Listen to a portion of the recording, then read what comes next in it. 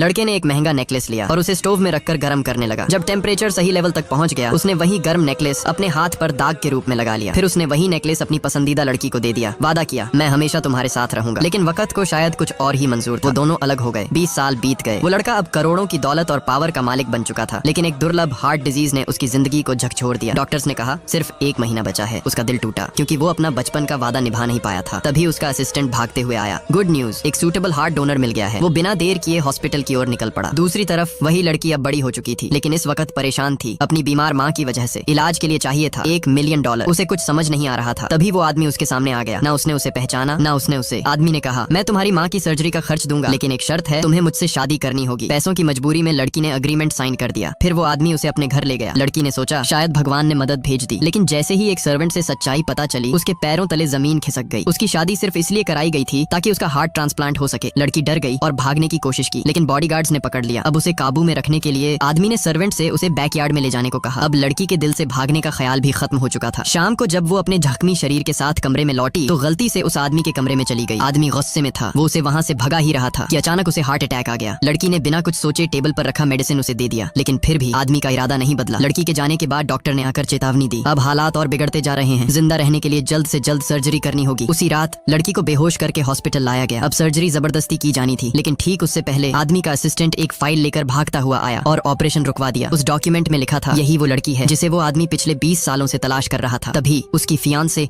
अपनी माँ के साथ अंदर आ जाती है। वो जिद करने लगती है कि ऑपरेशन यहीं और अभी होगा, लेकिन इस बार आदमी चुप नहीं रहा। उसने लड़की को अपनी बाहों में उठा लिया और सबके सामने कहा, इस बार मैं तुम्हारा हाथ कभी नहीं छोड़ूंगा।